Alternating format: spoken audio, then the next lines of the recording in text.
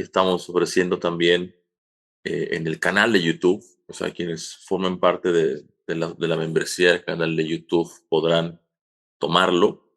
Y bueno, pues hoy vamos a iniciar comentando algunas cuestiones preliminares de la temática y los temas.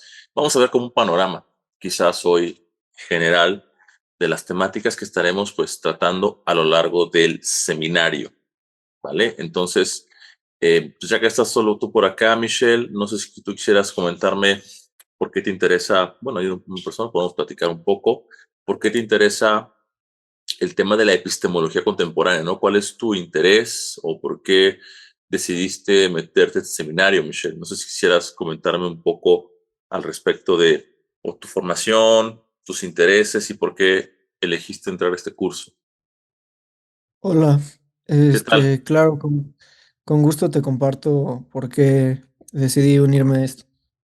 Yo recientemente soy artista Ujú, y me he encontrado con muchos problemas al momento de ujú, crear como obras artísticas, del ujú, conocimiento, al entender cómo ujú. funciona el arte, ¿no? Y cómo Ok. conocemos en general Ah, la teoría del arte. ujú, Y por casualidad llegué a Wittgenstein.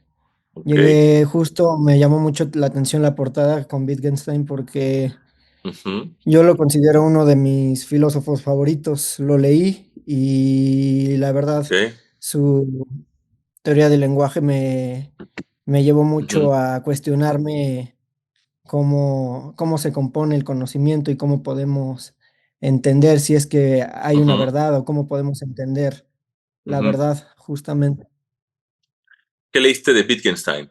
¿Las investigaciones o el Tractatus o algunos, tiene por ahí algunas conferencias o los cuadernos de Wittgenstein? Hay textos, hay varios textos, pero específicamente, ¿cuál texto te llegó de Wittgenstein? Leí dos. Leí uno que era como introductorio de su vida. Mm, No recuerdo a ujú, la autora, es una autora. ujú, Es un libro morado. Leí ese y de ahí leí el Tractatus. ok, texto El primer difícil. Wittgenstein. Ajá. Es un El texto segundo no difícil. lo he leído. Sí. Ok, bueno, ahí vamos a ver. La idea de Wittgenstein es que, bueno, Wittgenstein tiene por ahí algunas cuestiones que podemos recuperar respecto a las preguntas epistemológicas. Ahí Wittgenstein tiene otro texto, si te interesa, igual vamos a ver si lo podemos abordar en el seminario. Hoy vamos a ver como un panorama así de cuáles son las temáticas que vamos a tratar y vas a ir viendo que muchas de las cosas que te interesan van a aparecer de alguna manera en las problemáticas que iremos revisando. Pero Wittgenstein tiene otro texto que se llama Sobre la certeza,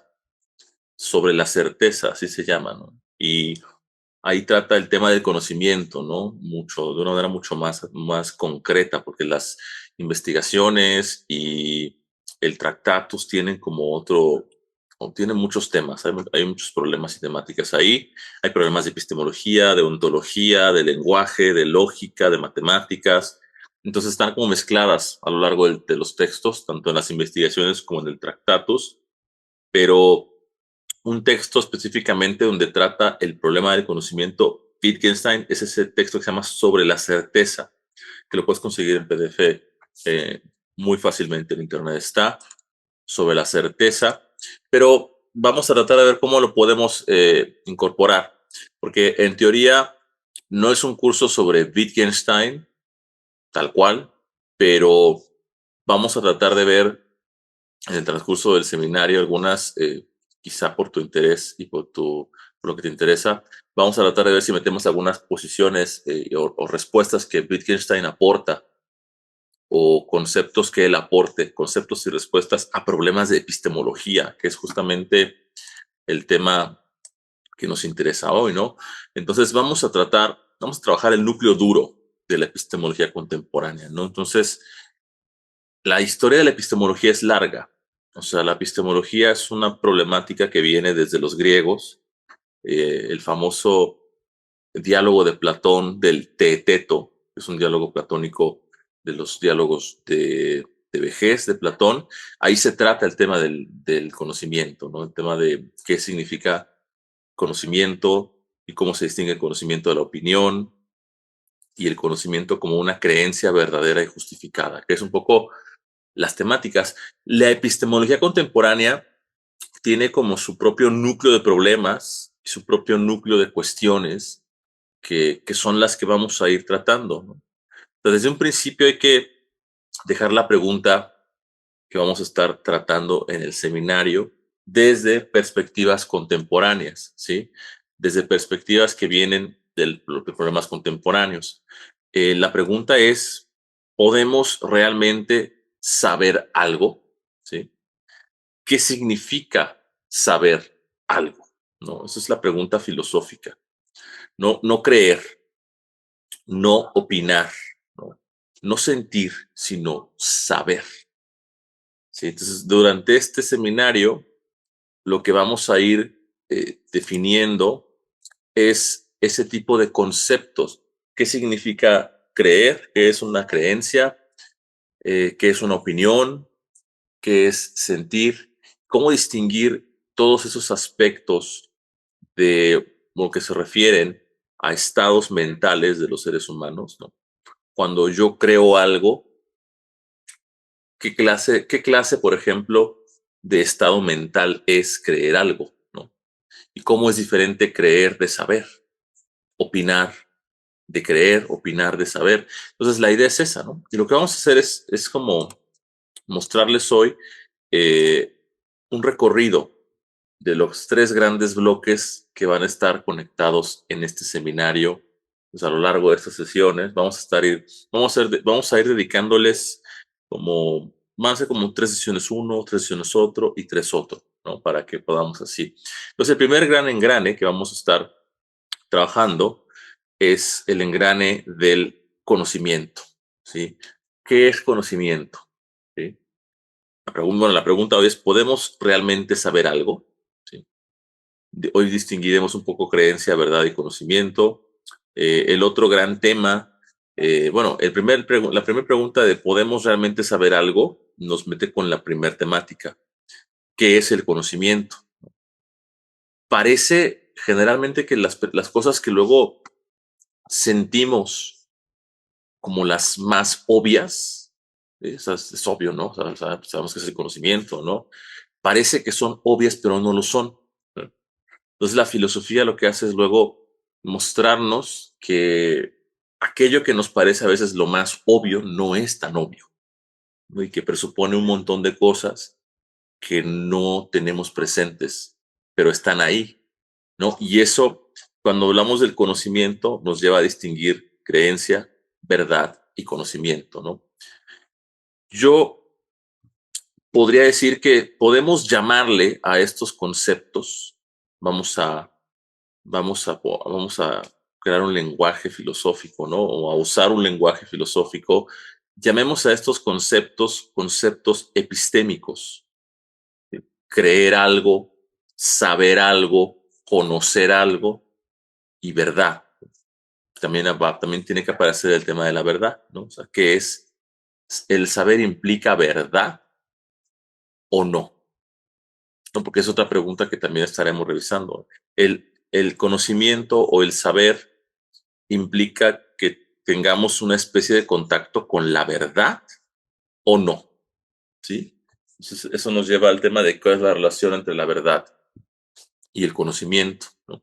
Entonces, ese es el primer gran eje del curso, que es el conocimiento, pero ojo, desde una perspectiva contemporánea, porque nosotros podemos irnos a ver qué decía Hegel del conocimiento, a ver qué decía Kant del conocimiento, qué dice Platón del conocimiento, qué dice San Agustín del conocimiento. O sea, podemos irnos a ver las respuestas de la historia de la filosofía que han dado los filósofos a lo largo de la historia al tema del conocimiento, pero no vamos a hacer eso.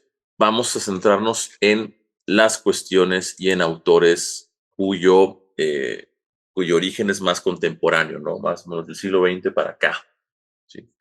Quizás hagamos referencia a Platón en algún sentido, pero no es como el objetivo central que nos vayamos a hacer historia de la filosofía. Entonces, por ese lado, este curso de epistemología contemporánea no es un curso de historia de la filosofía, si no vamos a hacer historia de la filosofía aquí. Vamos a centrarnos en problemas concretos filosóficos y en respuestas que dan autores contemporáneos a esos problemas filosóficos, ¿sí? Entonces, el primer gran engranaje del curso es ese, ¿qué es conocimiento? ¿Sí? Y eso nos va a llevar a distinguir otros conceptos epistémicos que tienen que ver con el conocimiento, como creencia, verdad, justificación, etcétera. Otro segundo eje del curso que me interesa es el tema del escepticismo, ¿sí? Un gran problema que apareció en la epistemología contemporánea es el problema del escepticismo, ¿sí? ¿Qué significa ser escéptico? ¿Sí? ¿Y cuál es, digamos, el problema que pone en la mesa el escepticismo a la epistemología contemporánea? O sea, ¿cuál es el problema que nos está dando el escepticismo y que la filosofía o la epistemología debe responder? Porque el escepticismo aparece como una especie de reto. ¿Por qué? Porque si el escepticismo gana, o sea, si el escepticismo vence, entonces pues no hay conocimiento. No podemos hablar de conocimiento. El escepticismo es una especie, es una postura que niega la posibilidad del conocimiento o que niega la posibilidad de estar seguros que sabemos algo. ¿Sí? Entonces el escepticismo es ofrecer argumentos para dudar de la posibilidad misma del conocimiento. ¿Sí? Entonces el escepticismo no es una postura, no es solo pesimista, ¿sí? Es una especie de argumentación que pregunta, ¿y si estamos equivocados respecto a lo más básico del conocimiento? ¿Y si creemos que sabemos algo, pero en realidad no sabemos nada? Estamos como enfrentando obstáculos para el conocimiento. Entonces, el escepticismo aparece como un reto para la epistemología contemporánea. ¿Sí? Es un reto, es una afrenta, es un obstáculo al conocimiento. Entonces, para poder decir que hay conocimiento, que sí podemos conocer algo y estar ciertos de nuestro saber, de la verdad, tenemos que enfrentar el reto escéptico en algún sentido. Hay que enfrentar el escepticismo. Y iremos distinguiendo, vamos a ver que hay dos tipos de escepticismo. El escepticismo antiguo, el escepticismo de los antiguos escépticos, ¿no? De Pirrón, que es un escepticismo diferente del escepticismo moderno, o sea, el escepticismo de carácter mucho más cartesiano. Entonces, podemos distinguir esos dos tipos de escepticismos, el escepticismo de los antiguos, de los griegos, de los escépticos, porque el escepticismo antiguo es una escuela filosófica. El escepticismo aparece como una escuela filosófica en el periodo helenista.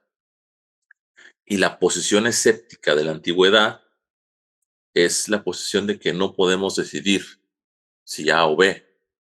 Entonces vamos a suspender el juicio. Porque para ellos, además ese escepticismo, por ejemplo, el escepticismo de la antigüedad tenía una función terapéutica, ¿sí? El escepticismo de la antigüedad pensaba que nuestros sufrimientos humanos, que sufrimos los seres humanos, porque nos adherimos a posturas y a creencias que muchas veces no podríamos defender, y entonces tendríamos que abandonar nuestras creencias, ¿sí? Entonces hay que ser escépticos, pero el escepticismo antiguo es una especie de fármaco, una especie de medicina para el espíritu, para no sufrir, para no comprometernos con nuestras creencias, con ninguna, porque podemos dudar de cualquier creencia, casi, casi. Entonces y el moderno, el escepticismo moderno tiene un carácter mucho más epistemológico, o sea, es dudar, pero no como terapia, no con un carácter terapéutico, sino dudar para poner en duda el conocimiento y así reforzar nuestras creencias, reforzar nuestro saber.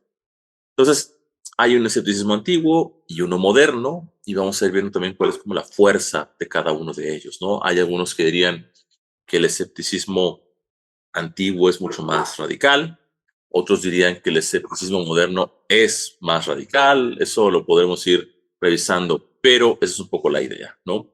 Vamos a ver el escepticismo antiguo y moderno, Descartes, Hume, y un experimento mental, ¿no? Que se llama el de qué pasaría si en realidad estuviésemos como en la Matrix, ¿no? Si fuésemos, si todo lo que nosotros vemos y experimentamos no es real y estamos conectados solo nuestros cerebros a una gran máquina, ¿no? Como una especie de cuento de ciencia ficción. ¿Qué pasaría si no estamos aquí y somos en realidad cerebros conectados a una cubeta, ¿no? Ese es un ejemplo de, como diría, de escepticismo, ¿no? Que vamos a ir revisando, ¿no? Ahora, el principio de cierre contra argumentos escépticos globales y locales, ¿no? Que son en buena medida estrategias del escéptico para poder, poner en duda nuestros conocimientos, ¿vale? Vamos a ver esto desde el principio de cierre, ¿no? Y irlo como analizando, ¿no? Porque hay escepticismos que son globales, o sea, que abarcan todo, y hay escepticismos que serían, ¿cómo lo diré? Hay escepticismos que son como más locales, ¿no? Que se refieren solo a una parte, ¿no? Entonces, en el tema del conocimiento, podremos pensar que una cosa es conocer, otra cosa es creer, ¿no? A veces conocemos, estamos seguros de algo, ¿no? Por ejemplo, creo que el tráfico estará pesado, ¿no? Cuando yo digo creo que el tráfico estará pesado, por ejemplo, creo, tengo una creencia. Ustedes vean que el valor de una creencia suele ser mucho menor. Si yo digo, creo que habrá tráfico hoy en el camino al trabajo, ese valor, hay un valor ahí de certeza, ¿no? Como de certidumbre. Tú crees, pero puede que no haya, ¿no? Entonces dirás, ¿cuáles son las razones que te hacen creer que habrá tráfico hoy al trabajo? Y ahí es donde empezamos a decir, bueno, tu creencia empieza a adquirir como más fuerza. Bueno, creo que habrá tráfico porque hoy es lunes, porque a lo mejor mucha gente también va a salir tarde al trabajo como yo. Entonces, uno puede ir añadiendo razones a una creencia y de hecho nuestras creencias se basan muchas veces en razones. Entonces ahí una creencia no tiene el mismo valor a veces que un saber. Yo puedo decir, sé que hoy es jueves, por ejemplo, sé que hoy es sábado. Eso no hay no hay duda, ¿no? Si voy a ver el calendario, pues dice sábado, ¿no? Pero mi celular dice que es sábado, ¿no? Entonces, sé que hoy es sábado, es distinto de creo que el tráfico estará pesado. Es distinto. ¿Qué es lo que cambia entre la creencia y el saber? Que hay cierta seguridad, más evidencia y también hay menos o más probabilidad de error, ¿sí? Eso es interesante, ¿no? Porque hay un caso también, hay unos casos en epistemología que iremos analizando donde adivinas, por ejemplo, aciertas por suerte, ¿no? Imagínate, estás haciendo un examen y de repente, pues es un examen de opción múltiple, pero no te acuerdas de la respuesta. O sea, no sabes la respuesta, no sabes. Y de repente, pues pones el B, ¿no? Por ejemplo, y resulta que adivinas una respuesta en el examen y sale correcta. Ahí tenemos un caso de verdad sin conocimiento, ¿sí? Sin conocimiento, porque no conoces la respuesta, pero hay un acierto ahí, ¿no? Entonces, esa es un poco la idea de los problemas que podemos ir encontrando en la epistemología, ¿no? Ahora, este concepto que aparece una y otra vez en epistemología y que tendremos que ir trabajando, que es el principio de cierre. Bueno, no falta, bueno, antes es el tercer engranaje, ¿no? El tercer, digamos, engranaje que vamos a ir viendo a lo largo del curso es un debate, bueno, va a haber otros, pero los otros están como subordinados a estos tres grandes temas. El debate del realismo contra el antirrealismo, ¿sí? Que es un debate muy, bueno, no sé si decir muy contemporáneo, pero pues como de hace ya 40 años, eso sigue siendo contemporáneo, o sea, es del siglo XX. El debate del realismo y el antirrealismo, o sea, es decir, cuando decimos conozco el mundo, conozco el mundo, conozco un mundo independiente de mí, o sea, existe un mundo independiente de mí, o conozco algo que está mediado por mis esquemas, por mis representaciones o por mis datos sensibles. O sea, yo conozco la realidad en sí, independientemente de mí, o lo que yo conozco del mundo está mediado por esquemas, por representaciones, o sea, mis datos sensibles, ¿no? Entonces, ese es el tema del realismo y del antirrealismo que nos va a llevar también por otros lados, ¿sí? Ahora, hay un concepto también técnico aquí que es el concepto del principio de cierre, ¿sí? Porque el cierre es lo que hace que un argumento escéptico realmente se vuelva fuerte, ¿sí? Sin cierre, muchas versiones del escepticismo pierden fuerza. ¿Sí? Lo que hace el cierre es mostrar que no hay solución, ¿sí? Que no hay solución, ¿vale? Entonces, eso es un poco el camino que vamos a seguir, digamos, en este seminario, ¿no? Y por lo que tendremos que ir tratando, ¿vale? Ahora, ¿qué es epistemología? Para no perdernos, ¿qué es epistemología? ¿Sí? La epistemología tiene una larga historia. Ya lo dije hace rato, hay una historia de siglos, ¿no? La pregunta por el conocimiento de la epistemología es una pregunta tan antigua como la filosofía misma, ¿no? A menos a partir de Platón hay un cuestionamiento de la epistemología. Entonces, la epistemología es una rama de la filosofía cuya función es estudiar un objeto que es el conocimiento, las condiciones del conocimiento, o sea, qué es lo que hace, por ejemplo, que un enunciado valga como conocimiento. ¿Qué es lo que hace que un enunciado sea conocimiento y otro no? ¿Sí?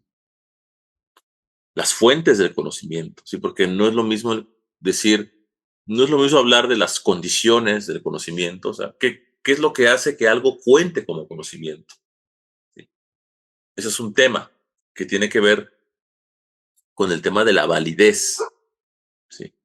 Ojo con esta idea, ¿no? Un tema de epistemología que tiene que ver con las condiciones del conocimiento es el tema de la validez. ¿Por qué algunos enunciados, por qué algunos enunciados son conocimientos y otros no? ¿O por qué algunos estados mentales, por qué algunos estados mentales cuentan como conocimiento y otros como creencias? Pues cuando hablamos de condiciones epistémicas, nosotros vamos a hacer nuestro vocabulario, ¿no? de epistemología. Cuando hablamos de condiciones epistémicas, estamos hablando de la validez de ciertos enunciados, ciertos estados mentales, ¿sí? De ciertos cuerpos de conocimiento, ¿no? Algunas teorías, por ejemplo, de la ciencia, son válidas o no, ¿sí? La epistemología también tiene por ahí que ver con la filosofía de la ciencia un poco, ¿sí? Pero cuando hablamos de condiciones del conocimiento, estamos hablando de un ámbito de validez, de valor epistémico, de condiciones epistémicas, ¿sí? Entonces es un asunto, ese es un punto, ¿sí? Ahora, la epistemología también tiene que ver con las fuentes del conocimiento. Porque no es lo mismo hablar de la validez del conocimiento, porque algo vale como conocimiento y otra cosa no. Y otra cosa es hablar de las fuentes. Sí, que las fuentes, a lo que apelarían las fuentes es al origen, cómo se origina el conocimiento, ¿sí? O sea, aquí ustedes pueden darse cuenta que en alguna medida, cuando hablamos de los orígenes del conocimiento, parece ser que estamos entrando en el ámbito de la psicología. O sea, ¿de dónde puede surgir el conocimiento? ¿No? Hay dos respuestas importantes, ¿no? El conocimiento puede, según los modernos, basarse en los sentidos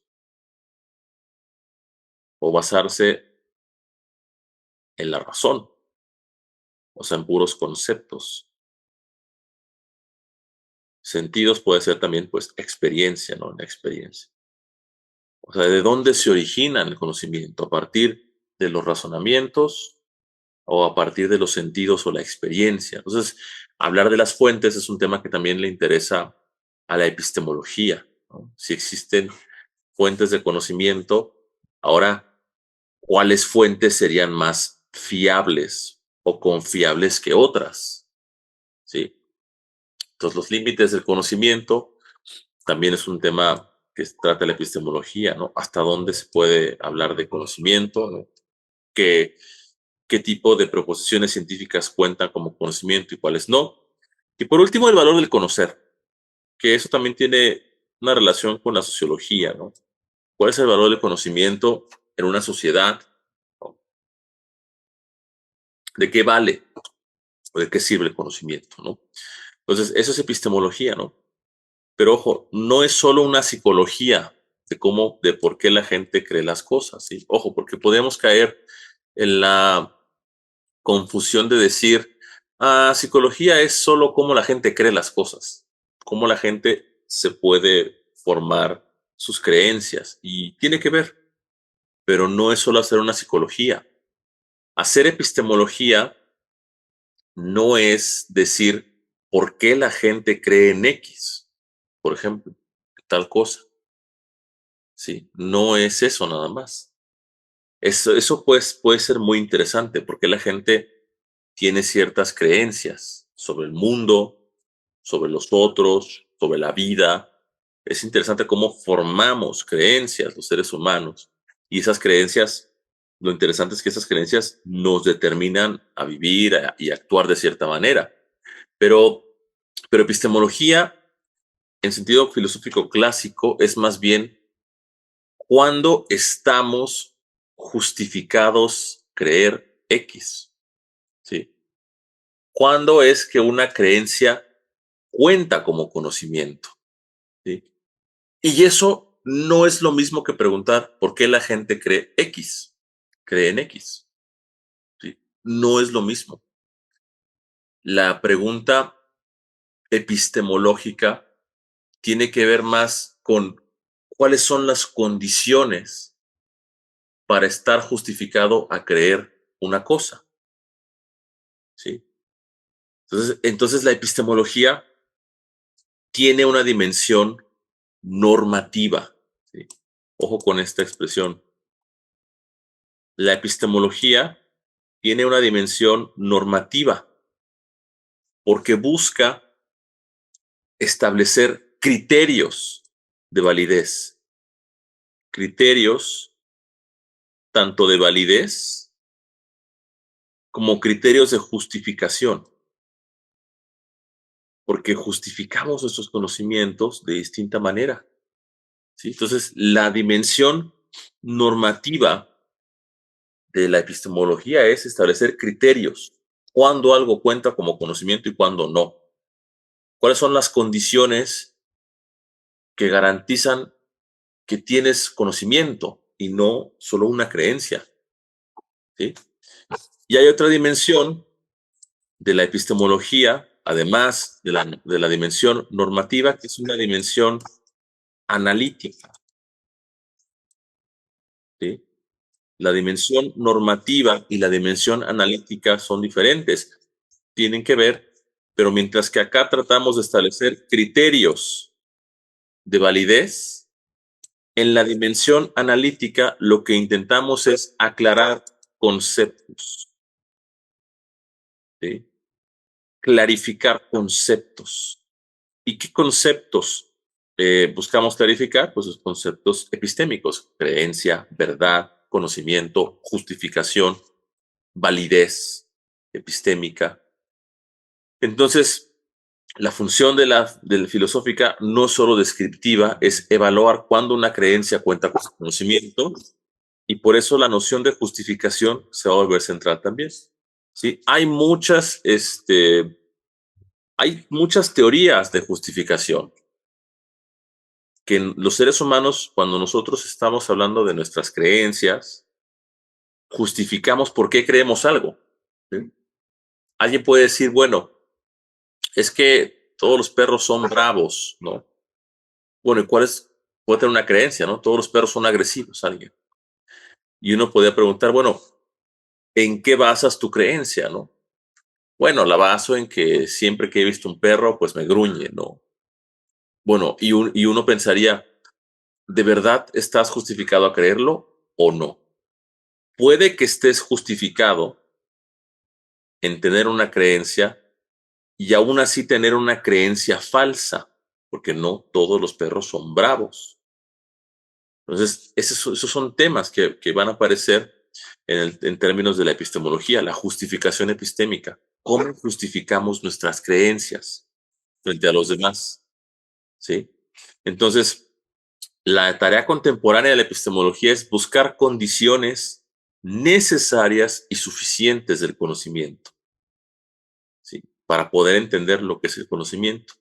El conocimiento tiene condiciones, dice la epistemología, ¿sí? Hay condiciones, y esas condiciones deben ser necesarias y suficientes. El problema con algunas teorías que iremos viendo, entre las postulaciones, es que algunas corrientes fracasan al tratar de definir el conocimiento y darnos las condiciones necesarias y suficientes del conocimiento, ¿sí? Entonces, por ejemplo, si yo digo, sé que mi equipo va a ganar en un partido, ¿no? Sé que va a ganar el Cruz Azul, ¿no? Que no es cierto, ¿no? Eso no es cierto. Eso suena como una forma coloquial de decir tengo fe o tengo esperanza. Entonces la epistemología preguntaría, ¿qué condiciones deberían cumplirse para que esa frase sea literalmente correcta? ¿Sí? Sé que mi equipo va a ganar, ¿no? Entonces, hay un motivo por el que la epistemología contemporánea se vuelve muy técnica, muy técnica. Y es que durante mucho tiempo se pensó que se podía dar una definición de conocimiento con condiciones necesarias y suficientes, ¿sí? Como si fuese una fórmula. A eso me refería con esto de la dimensión analítica del conocimiento. Hay que aclarar el concepto de conocimiento. Y para definir el conocimiento, la epistemología pensó que sí se podía dar como una especie de fórmula, ¿no? Para que algo cuente como conocimiento, debe tener A más B más C. Y entonces, ¡pum!, tienes conocimiento. Y de ahí va el gran proyecto de la epistemología contemporánea. Proponer condiciones necesarias y suficientes para definir el conocimiento y ver si funcionan. Ver si funcionan en realidad. Entonces, esto nos mete en otras temáticas también al final de cuentas. Hay que decir que no es un curso de psicología o de ciencia cognitiva esto, pero la epistemología conecta con otros temas de otras áreas, conversa con las ciencias cognitivas, con la percepción. Hay toda una rama que se llama filosofía de la percepción, ¿no? Hay todo un estudio filosófico de lo que significa la percepción del mundo, ¿no? Cómo percibimos las cosas. y un buen de teorías ahí de, de percepción del mundo, pero conversa con eso, ¿no? Con la psicología también, pero sin perder el punto filosófico. No basta describir cómo creemos, ¿sí? Porque lo que hace la psicología es describir cómo se producen las creencias, ¿sí? Cómo se dan los procesos de percepción en el mundo, ¿sí? Y lo que nos interesa en filosofía, en epistemología, es no solo describir, sino evaluar si debemos creer, ¿sí? Que eso es la dimensión normativa, criterios. Entonces, la filosofía siempre ha tenido, creo yo, esta labor descriptiva, tratar de describir eh, condiciones necesarias para algo, ¿sí? No solamente eh, describir, sino normar el conocimiento, ¿no? Entonces, con esto más o menos queda claro, ¿no? Un poco la pregunta. ¿Cuál es el objetivo de la epistemología? Describir creencias humanas. Podemos describir eso, cómo se dan las creencias, o evaluar qué creencias estamos realmente justificados a creer, ¿sí? ¿Cuáles creencias realmente estamos justificados a creer? Entonces, hoy nos interesa trabajar, creo, este lado normativo y conceptual de lo que significa la epistemología. No sé si quieren comentar algo aquí, ¿cómo está? Michelle o Reinaldo, ¿cómo estás, Reinaldo? Bienvenido. ¿Me escuchas, Reinaldo? Sí, gracias, muy amable. Perdón que llegué unos minutitos tarde, pero me Mm. llegó, no vi el mensaje, pues. No te preocupes. Sí hubo un cambio ahí. Al principio comentamos un poco que hubo una confusión muy grande con el seminario al final y lo tuvimos que cambiar de horario, pero enviamos un correo de, no sé si tú recibiste el correo de cambio de del horario. Sí, ¿verdad? No, yo vi Facebook de casualidad, pero ya, ya estoy aquí y además a mí me va mejor. Muchas No, gracias. gracias, Y Reinaldo. Qué en este, bueno. en este Dime, tema, bueno, comentar, ¿no? De dime. algún modo ya lo habíamos trabajado con Ajá. Sofía Analítica Sí. en el curso con la doctora Erika. Ujú, Y la verdad es que muy bien, aunque siempre quedan ujú, muchísimas dudas, y por eso me ujú, interesa mucho, y sobre todo esta tesis del escepticismo, ¿no? A mí me queda bien me queda ujú. claro aquello que se trabajaba como conocimiento, como creencias verdaderas y justificadas. Sí. Ok. Pero, cuando no llegamos a concretar ello, entonces tendríamos que considerar el Ujú. escepticismo. Y ahí Sí. es donde tengo ahí muchas dudas y bueno, estaré muy atento y seguiré el paso. ¿En dónde están las dudas, dices, de lo que comentas? ¿En qué parte aparecen? En algún momento cuando se llega a explicar que el Ujú. conocimiento es una creencia, Ok. que sí, solo sí la creencia sea verdadera, pero además esté justificada, si no se Ujú. satisfacen estas condiciones, Sí. entonces da lugar al escepticismo. Ujú. Y esta parte, bueno, me genera un poquito Ujú. de dudas que necesito aclarar, tan es así Ujú. que ya estoy entrándole a la lectura Ujú. ¿de quién? Ujú. Danzi, creo es. Es Y este libro, mira. ese libro, exactamente. Y la Este. verdad, Ujú. pero bueno, está un poquito fuerte, por no decir, no está tan complejo, pero sí tiene un lenguaje muy especial. Y sobre Fue. todo porque hay un mucho lenguaje proposicional, ¿no? Es eso. Es que a eso iba. Vamos a ir tratando esas cuestiones del análisis del conocimiento, porque el análisis del conocimiento, como bien mencionas, se ve en términos de proposiciones. Déjame borrar esto rápidamente. El análisis del conocimiento se tiene que ver de alguna manera. La epistemología contemporánea dice, yo tengo que analizar el conocimiento en términos de un conocimiento que llama proposicional, ¿no? Y se suele poner de la manera siguiente. S cree que P, ¿no? Por ejemplo, un poco parece así, ¿no? Ese no hace más que referencia pues a un sujeto, a un individuo, ¿no? Aquí tenemos un concepto epistémico que es la creencia. S cree que P. El conocimiento proposicional, porque hay distintos tipos de conocimiento que vamos a ir también revisando, pero el conocimiento proposicional es pues prácticamente como si tú tuvieras en la cabeza una proposición, un enunciado, ¿no? Por ejemplo, S cree que hoy, vamos a decir, hoy va a llover.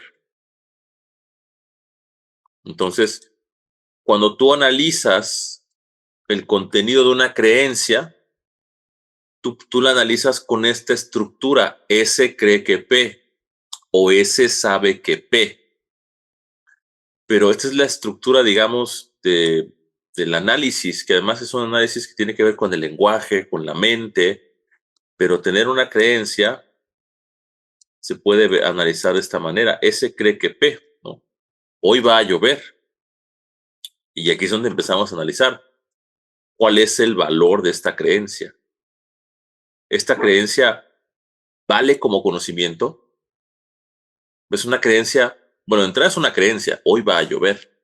Ahí tienes un elemento del conocimiento que me voy a ir adelantando a esto, ¿no? Pero yo tengo una creencia y tener una creencia, está en la siguiente, tener una creencia es tener una actitud doxástica, ¿sí? De opinión, digamos, ¿no? De doxa, opinión, ¿no? Está aquí la B porque es belief, ¿no? En inglés es creencia es belief, ¿no? S cree que P, ¿no? Entonces yo puedo tener una creencia y punto, ¿sí? Yo puedo tener una creencia y digo, hoy va a llover. Esos son, para ir matizando, estos son los tres elementos de lo que se ha llamado la definición tripartita del conocimiento. ¿Por qué definición tripartita del conocimiento? Porque está compuesta por tres partes: la parte de la creencia, la parte de la verdad y la parte tercera, ¿no? Que sería el conocimiento, la creencia verdadera, justificada, ¿no? Está un poquito mal, es justificada, la justificación.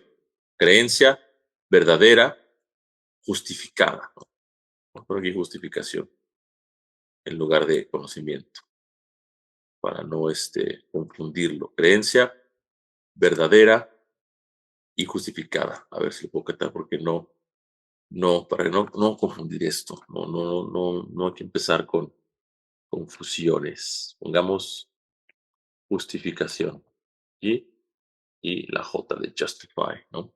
Entonces, la idea es que, bueno, déjame eliminar rápidamente esto. Esto. Entonces, la justificación es el tercer elemento del conocimiento. Lo que nos dice la definición tripartita tradicional del conocimiento es que un conocimiento tiene tres elementos. Una creencia, ¿sí?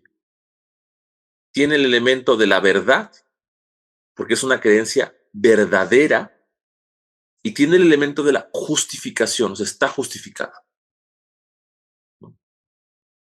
Aquí tenemos ya un caso de las condiciones del conocimiento. Para que algo sea conocimiento, debe tener una creencia, debe haber un estado mental, porque creer, como bien decía Reinaldo, creer es una actitud mental, ¿sí?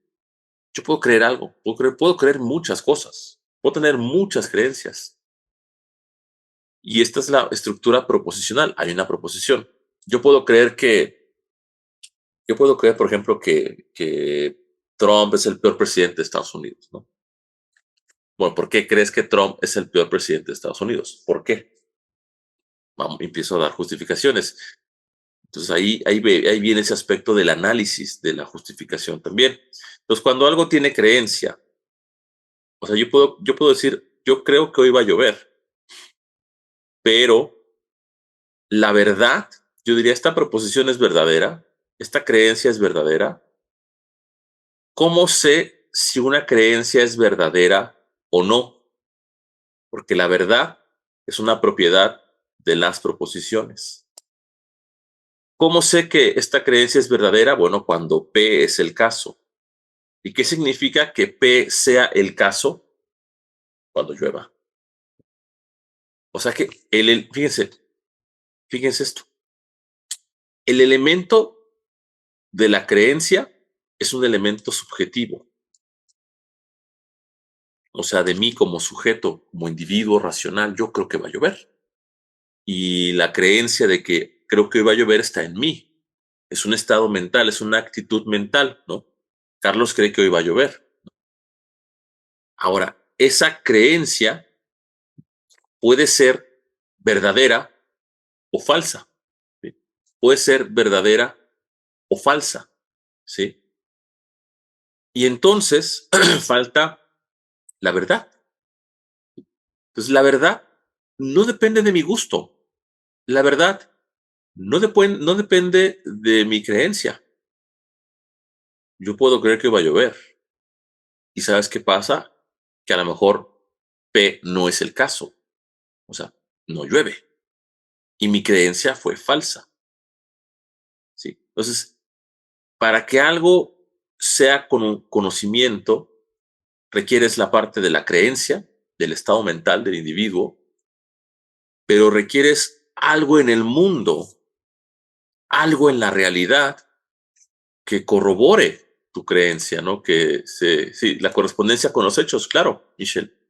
Lo dijo acá Michelle en el chat. La correspondencia con los hechos es lo que hace que algo sea verdad. Entonces, estamos hablando de una verdad por correspondencia con las cosas. Cuando hay una correspondencia con las cosas, con el mundo, ahí hay verdad. ¿Sí? Ahí hay verdad. Entonces, otra cosa, puedo tener una creencia, ¿sí? Ojo, y aquí se pone interesante el asunto. Yo puedo tener una creencia, mi creencia puede ser verdadera y aún así falta otro elemento más para que cuente como conocimiento, que es el tema de la justificación. Lo que queremos capturar, sin confundirlo, lo hacemos con acierto y convicción. O sea, estamos justificados, ¿sí?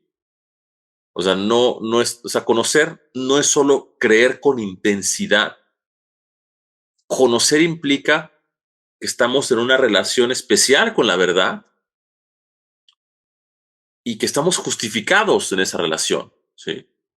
O sea, imaginen esto. Estamos en el casino y de repente digo, yo creo que va a caer eh, una negra, ¿no? El 3 negro, ¿no?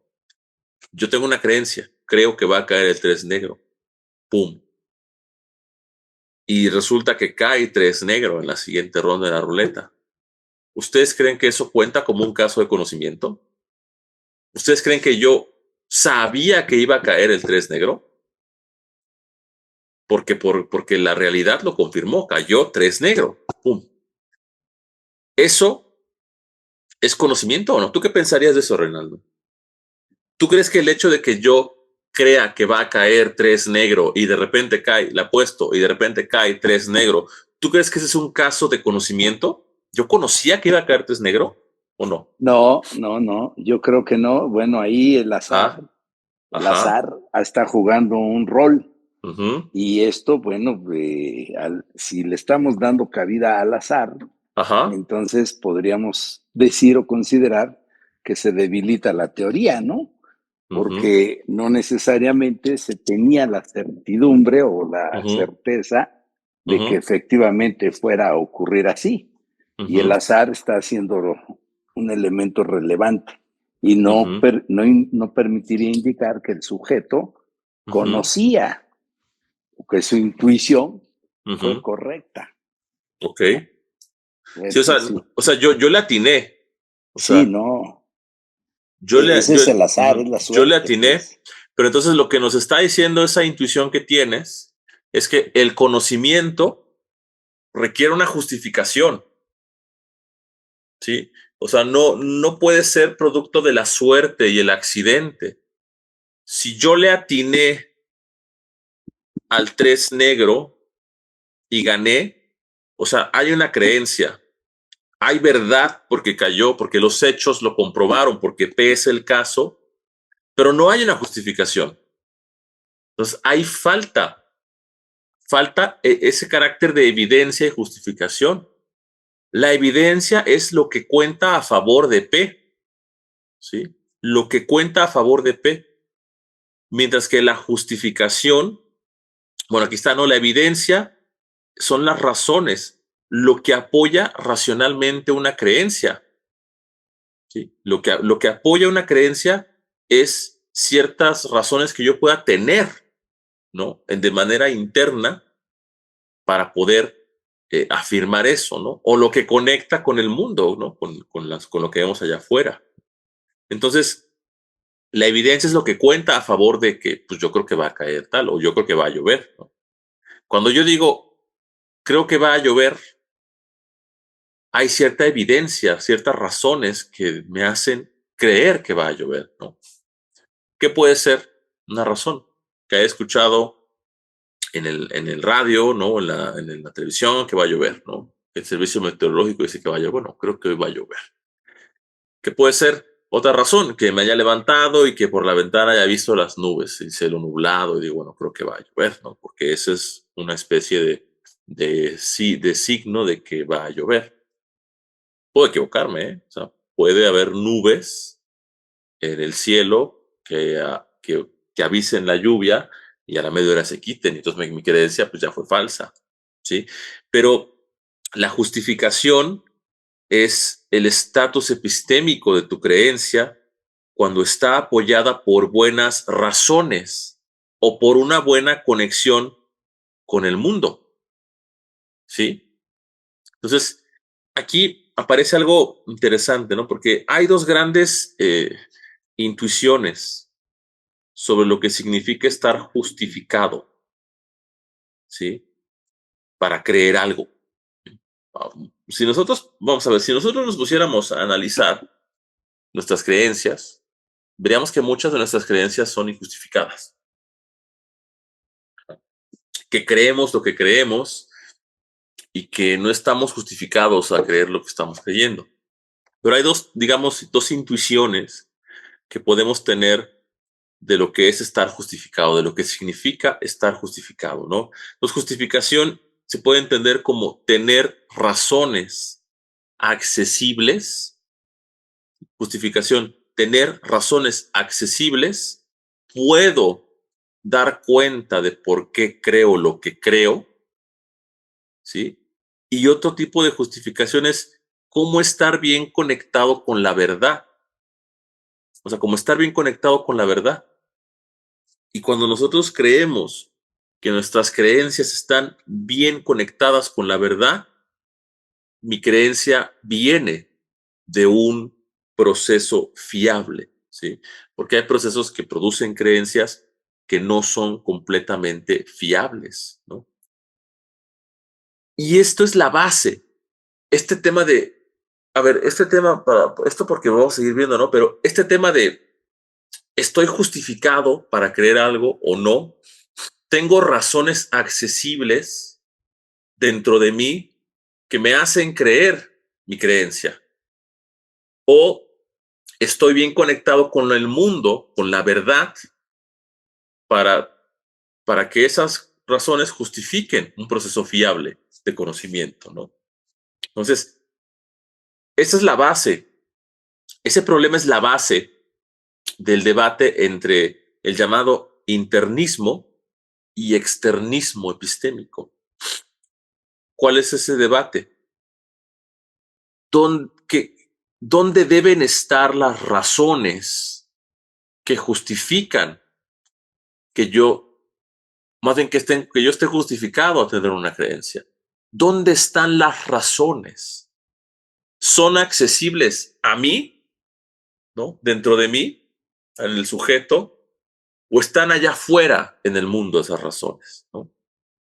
Entonces, ese es el debate internismo, externismo, que tiene que ver con la justificación de nuestras creencias, la justificación que hacemos de nuestras creencias, ¿no? Y finalmente, la certeza, ¿sí? La certeza, muchas veces usamos sé como sinónimo de estoy seguro, como con cierta seguridad de atribuir conocimiento. La certeza es otro tema también, o sea, todos estos conceptos de certeza, evidencia, razones, justificación, todos estos conceptos tienen como su propia problemática en la epistemología. O sea, hay autores que se encargan de analizar la función de la evidencia, del conocimiento, de la certeza o de la justificación y las razones, pero todos son debates de epistemología, ¿eh? O sea, todos, o sea, no hay, digamos, uno que no se trate en la epistemología, porque hace rato decía que se trata de clarificar conceptos, ¿no? Tratar de dar las condiciones para que haya certeza, conocimiento, etcétera. Entonces, a veces decimos, sé que pasa algo, ¿no? Sé que va a pasar algo, pero cuando tratamos de dar cuenta, admitimos, bueno, a lo mejor no estoy 100% seguro, ¿no? Entonces, la certeza es una condición del conocimiento, por ejemplo. O sea, la certeza puede ser una condición del conocimiento, porque es problemática, o o la certeza es solo una condición psicológica del conocimiento para afirmar. O sea, ¿cuál sería ahí la cuestión, no? O sea, un estudiante, por ejemplo, que responde correctamente, pero con duda o por nervios, ¿sabe la respuesta?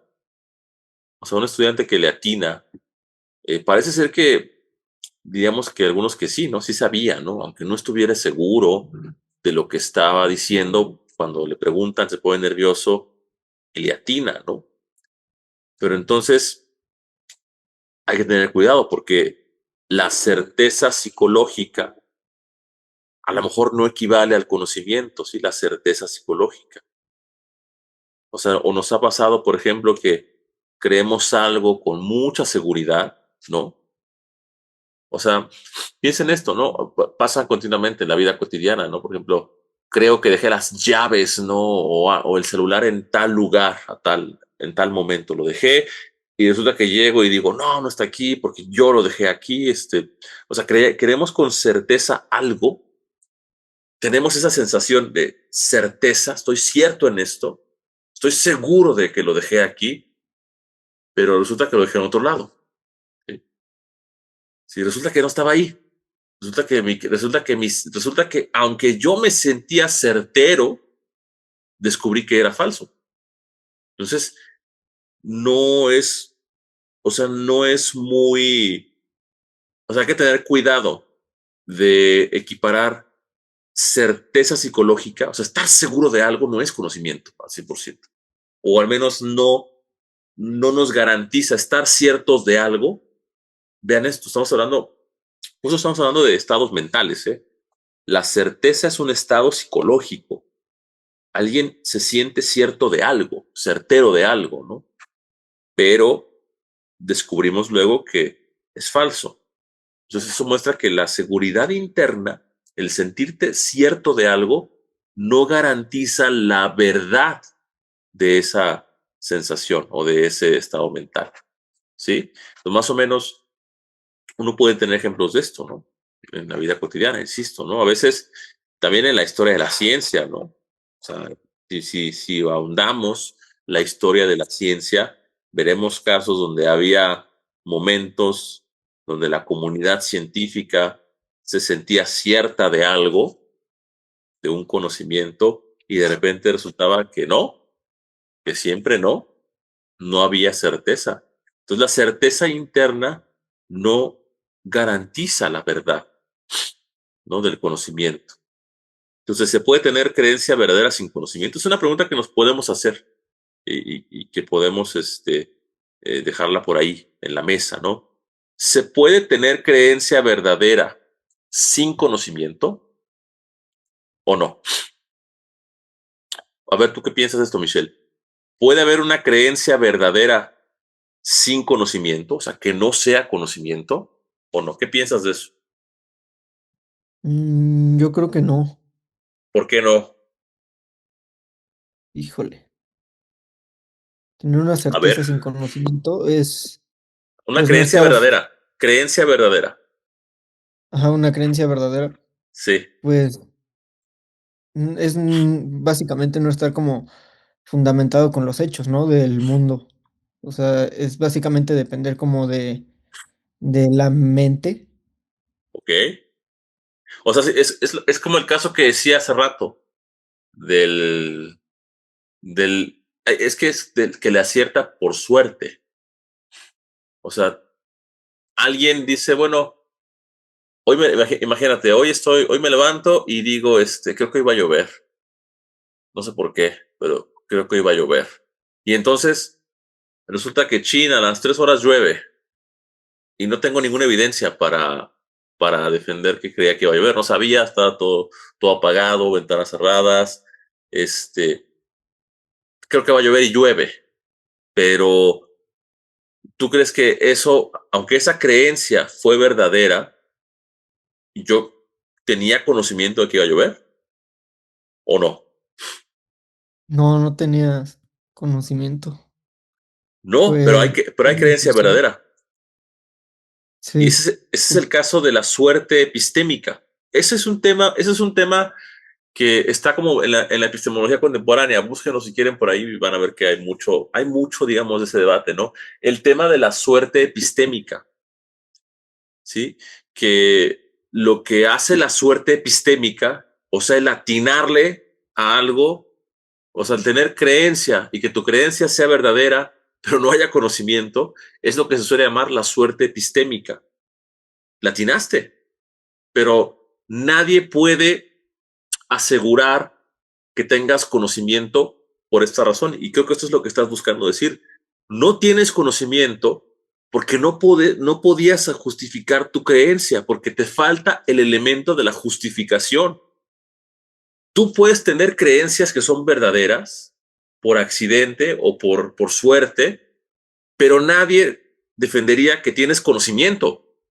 Tuviste una creencia, resultó que era verdadera, pero nadie defendería que tienes conocimiento.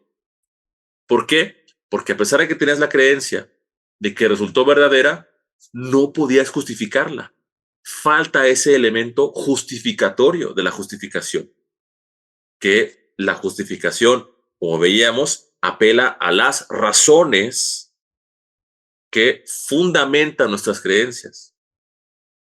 Si tú dices, bueno, vi que estaba nublado, razón, escuché, vi en el celular que decía que iba a llover, evidencia, razones, entonces ahí tienes razones y puedes justificar la creencia. Dices, creo que va a llover por tal y tal y tal razón. Pero a veces el tema de lo que hace la suerte epistémica justamente es decirnos que hay casos donde parece haber conocimiento y ojo, para que vean la importancia de esto. Para que algo sea conocimiento, lo que nos dice la definición tripartita es que tiene que haber estas tres cosas: creencia, belief, verdad, truth, and justificación, justification, ¿no? Porque el conocimiento es una creencia que es verdadera y además está justificada. Entonces, si no se cumplen estas tres condiciones, son las tres condiciones, no hay conocimiento. Si tienes creencia y verdad, pero no justificación, no es conocimiento. Si tienes creencia y justificación, pero no verdad, no hay conocimiento. Si tienes justificación y verdad, pero no creencia, no hay conocimiento, obviamente. Pero lo que hace la epistemología es buscar las condiciones para que algo valga como conocimiento. El problema, y voy con Renaldo, el problema es que parece que hay casos donde no falta un elemento de estos y parece que hay conocimiento, pero no se cumplen los casos. Entonces ahí es donde entra el problema de la definición, donde esta definición tripartita del conocimiento como que se empieza a tambalear un poco. Te escucho, Renato, dime. Sí, gracias. Bueno, a ver, yo quisiera ver Ujú. si pudiéramos aclarar una duda, ¿no?, que A tengo. ver, a ver. El conocimiento puede estar sostenido en una creencia verdadera y se decía hace un momento Ajá, justificada, y es justificada sí, solo si hay ajá. buenas razones. Ujú. Esas buenas razones pueden ser de corte científico, ¿cierto? Cierto. Si fuera esto así, ¿qué ocurriría cuando ese conocimiento científico tiene unas fuentes de Ujú, razones, tal vez contrapuestas? Me doy a entender. ujú.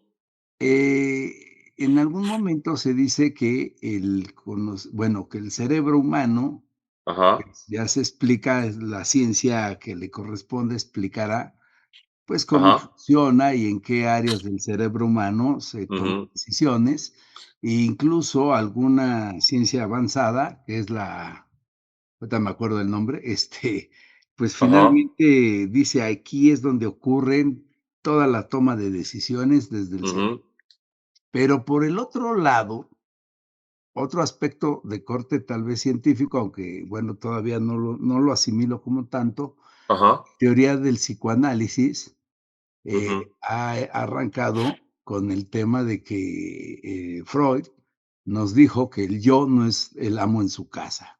Es ujú. decir, que el yo no decide, sino que atrás de él está el inconsciente, y el inconsciente es quien puede tomar decisiones que pueden Ajá. ser hasta negativas.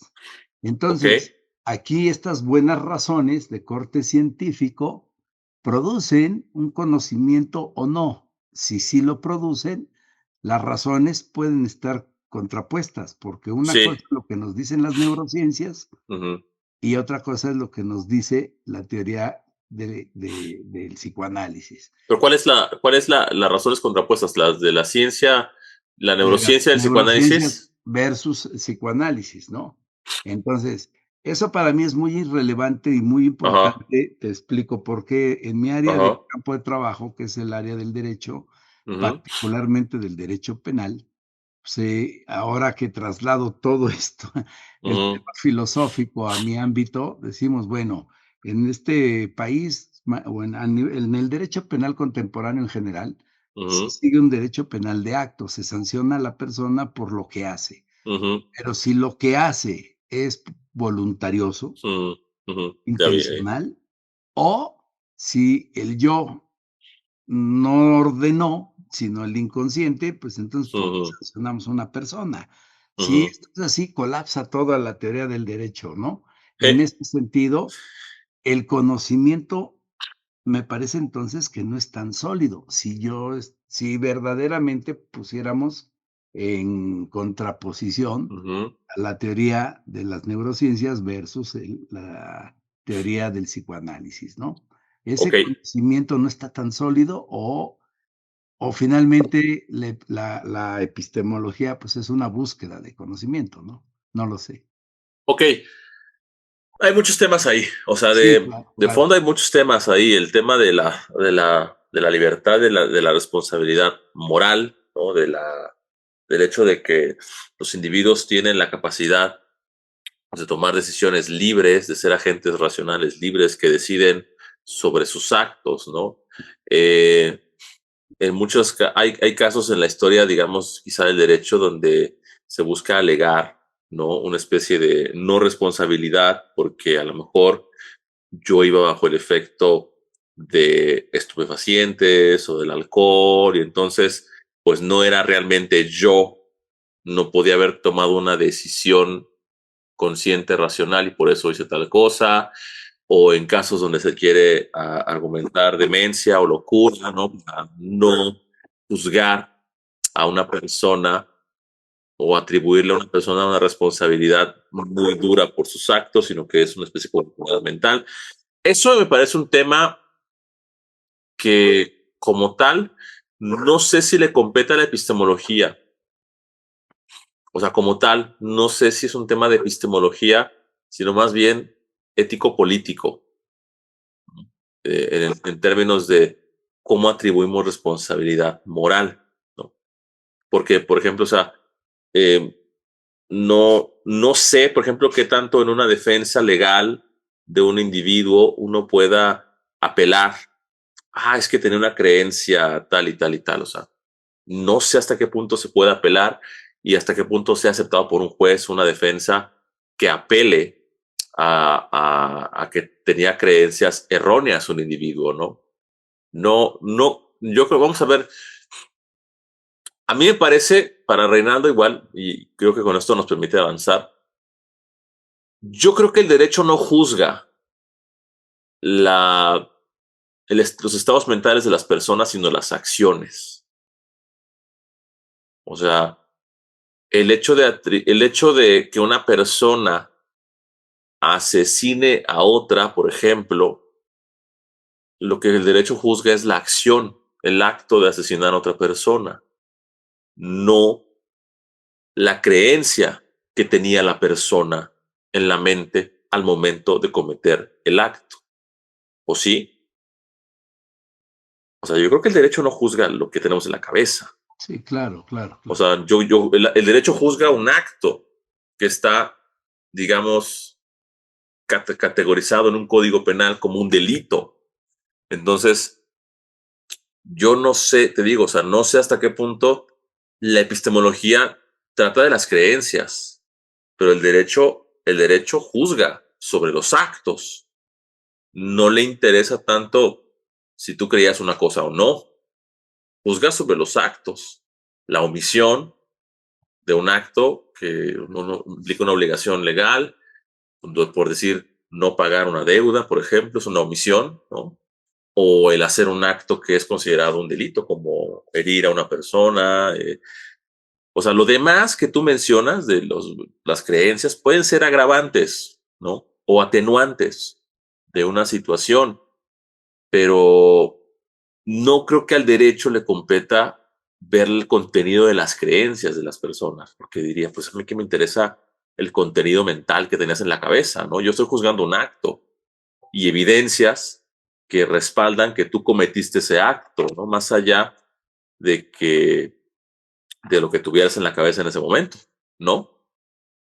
Porque ese es un tema, pero insisto, me parece que es un tema de otro análisis, o sea, es un tema interesante, pero lo que tú me estás diciendo es hasta qué punto nuestras creencias nos determinan para cometer delitos o no. O sea, yo puedo creer, por ejemplo, o sea, imagínate esto, yo tengo una familia,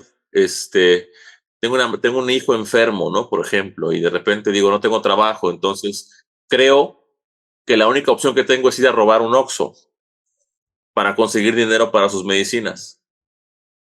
O sea, no creo que al juez le interese mucho que yo tuviera la creencia de que esa era mi única opción. Aunque yo lo creyera así, aunque yo lo creyera así, no creo que el derecho juzgue si mi creencia si estaba justificado a robar o no un Oxxo, ¿sí? O Sí, sea, bueno, creo que por ahí yo va, ¿no? me queda sí, sí, claro, me queda Ajá, claro ese planteamiento.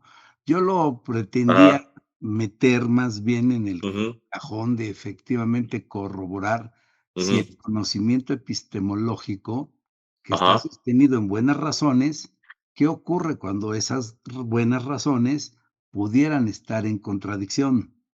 Si el conocimiento se valida, ¿se ajá.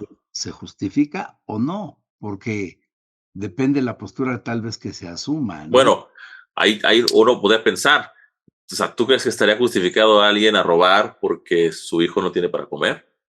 ¿O su hija está enferma? O sea, ¿estaría justificado?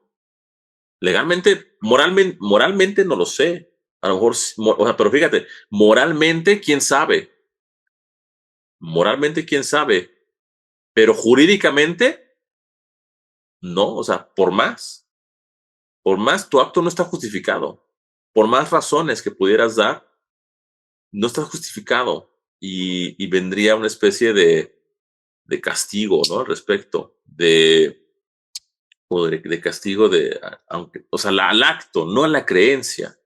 Sí, yo creo que ahí no habría que, a ver, no habría que confundir las creencias con los actos. Si bien las creencias nos determinan actuar de cierta manera, si yo creo que va a llover, O sea, si yo creo que va a llover, no salgo de la casa sin un suéter, por ejemplo, ¿no? Si yo creo que no, bueno, o sin un paraguas, ¿no? Si creo que va a llover, me llevo el paraguas. Entonces hay una acción. Las creencias, como, o sea, tu punto está bien, las creencias determinan nuestras acciones, pero desde el punto de vista jurídico, lo que importa es la acción, no tanto la creencia que determinó la acción. Sí, tú puedes sentirte justificado para hacer tal cosa, pero en el fondo lo que cuenta para el derecho es la acción, el acto cometido, ¿no? Si es delito o no es delito, y además el castigo que conlleva. No se pregunta tanto en derecho si eras libre de decidir hacerlo o no. No, hay una especie de atribución de responsabilidad eh, legal con los actos, ¿no? Por omisión o por acción, ¿no? Por no hacer algo o por hacerlo, ¿no? Entonces, eh, eso es interesante esa pregunta, pero no sé hasta qué punto te lo permitiría un juez hacerlo, ¿no? Como, no, es que el Ajá. contenido mental de las creencias no iba por ahí, ¿no? O no era libre, o estaba permitido hacerlo porque él creía que sí. No sé si eso sería una defensa muy válida, que digamos, ¿no? Fíjate que preguntaba, porque bueno, Ajá, estoy explorando todo esto, porque ajá, traigo a cuento a mi área todo el tema filosófico. ajá. Y en última instancia, bueno, ¿qué tanto lo permitiría? Bueno, pues eso es obviamente no lo permitiría, ¿no? Pero bueno, vale la pena como argumento, ¿no? Vale la Muchas pena gracias. intentarlo, ¿no? Sí, claro. No, Gracias. no, a ti, gracias, pero hay casos, insisto, donde se puede argumentar demencia, ¿no? Locura, y aún así, o sea, si te fijas, lo que hace el argumento de la demencia o la locura no elimina el hecho, lo que hace es como enfocarlo de otra manera, ¿no? O sea, no te vas Atenuarlo, sí, a atenuarlo, atenuar. o sea, no te vas a ir al reclusorio, pero te va a hacer un sanatorio mental, ¿no? Sí, así es, así O es. sea, no borra el hecho, no borra la responsabilidad completamente, pero sí atenúa la atribución de responsabilidad un poco. No la borra, pero sí la atenúa un poco, ¿no? Eso sí es una cuestión. Ahora, por acá pregunta Michelle, ¿el idealismo sería un intento de respuesta a la suerte epistémica? ¿A qué te refieres con el idealismo, Michelle? Porque hay varias maneras de entender el idealismo. Me refiero como al idealismo moderno, el que intenta explicar como la intuición que viene como ya preestablecida antes. Mm, Mm, ¿Pero de qué intuición hablas? ¿O cuál es el idealismo? Es una posición metafísica que dice que la realidad depende de la mente del sujeto, ¿no? Por ejemplo, lo real depende de la mente del sujeto. Entonces, no sé hasta qué eh, punto sería ahí, tendría que ver. Te Me escucho. refería más como justo al debate que hay como de que si ya Ujú, nacemos como con ciertos como conocimientos preestablecidos, ¿sabes? O sea, como llegando a esto de la suerte epistémica, ujú, de que no se puede como justificar el azar, justamente de que no hay como esta justificación. ajá, Muchos lo intentan explicar como que ya viene como preestablecido, ¿no? Le meten como este desplazamiento trascendental, ¿no? ujú, Y le ponen mm, como este. Sí, eso sería, o sea, me ujú. refiero si esa corriente de pensamiento sería como un intento de respuesta como a la suerte epistémica. No me lo parece. Me parece que el idealismo habría que verlo de otra manera acá. O sea, el idealismo, ese problema del idealismo no aparece tanto ahorita acá, o sea, aparece en otra forma en los modernos, el idealismo. Acá, eh, digamos que no hay idealismo tanto en la epistemología contemporánea, no hay idealismo. Al idealismo le cambian el nombre y la posición idealista es la que se llama antirrealismo. El antirrealismo es lo que llaman idealismo en los modernos. Entonces, la posición no es idealismo en la epistemología contemporánea, es antirrealismo más que idealismo. Pero no es algo que les interese trabajar como con la suerte epistémica, ¿sí? Entonces, un poco la idea en epistemología, por ejemplo, fíjate que hay dos preguntas, bueno, para entender esta parte normativa, ¿no? El idealismo aparece, pero vamos a ir viendo que el idealismo aparece, Michel, más cuando veamos el tema del escepticismo y el tema del realismo y el antirrealismo. Ahí va a aparecer más la posición que tú estás llamando idealismo, ¿no? Ahora, en la epistemología, porque como hablamos de creencias, sí, hablamos de creencias, uno puede preguntarse por qué la gente cree, por ejemplo, en los horóscopos, ¿sí? ¿Por qué la gente cree en los horóscopos? Ahí estamos describiendo. Tú puedes decir por qué la gente cree en los horóscopos. Eso es descriptivo, ¿sí? Descripción. Pero la pregunta normativa sería, ¿estamos justificados a creer en los horóscopos?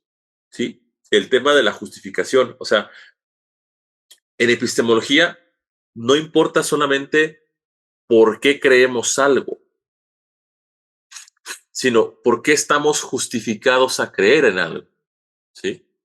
Ese sería un Claro, ejemplo interesante. ¿Por qué nos justificamos a creer en algo? ¿Sí? Entonces, esos son ejemplos de normativo descriptivo. Y si se fijan, lo que le interesa más a la epistemología no es porque la gente cree en los horóscopos. Eso no le interesa mucho. Porque eso pela a cómo se forman las creencias psicológicamente en la mente de las personas. Lo que le interesa a la epistemología es por qué estamos justificados a creerlo. Justificación, normatividad. ¿Sí? Entonces, esto ya lo es un poco, ¿no? La definición tripartita del conocimiento, ¿no? S sabe que P, ¿sí? O sea, S sabe que P sí y solo sí y solo sí hay P, o sea, P es verdadera, si P es verdadera, si S cree que P, si tiene la creencia, y si S está justificado en creer P, ¿sí? Esa es la definición tripartita del conocimiento, justified truth belief, ¿no? Conocimiento, bueno, creencia verdadera y justificada. Entonces, esta definición es el punto de partida de la epistemología contemporánea, ¿sí? Hoy nos tenemos que quedar con esta idea para ustedes dos y quienes van a ver la grabación. El punto de muchos debates de la epistemología contemporánea es esta concepción del conocimiento. El conocimiento es como una definición. El conocimiento es creencia verdadera y justificada, ¿no? ¿Por qué parece esto es el punto de partida, ¿no? Porque todo lo que se va a debatir va a ser sobre qué es la verdad, qué es la creencia, qué es la justificación, cuándo estamos justificados, cuándo hay creencia, cuándo no, cuándo una creencia se convierte en conocimiento. Entonces, ¿por qué es tan convincente esta definición? Porque cada una de esas cosas parece necesaria. Parece que estas son las condiciones necesarias y suficientes para que haya conocimiento, ¿sí? Necesarias y suficientes para que haya conocimiento, ¿no? Si P es falsa, no hay conocimiento. Nadie estaría de acuerdo en afirmar que saber una falsedad es conocimiento, ¿o sí? Si alguien tiene la creencia de que, bueno, están los terraplanistas, ¿no? Creen que la Tierra es plana, pues no diríamos que es conocimiento, ¿no? A pesar de que tienen esa creencia, porque saben que porque eso es falso. Entonces no puedes saber una falsedad, no puedes saber una falsedad. Esto vamos a dejarlo como también por ahí latente.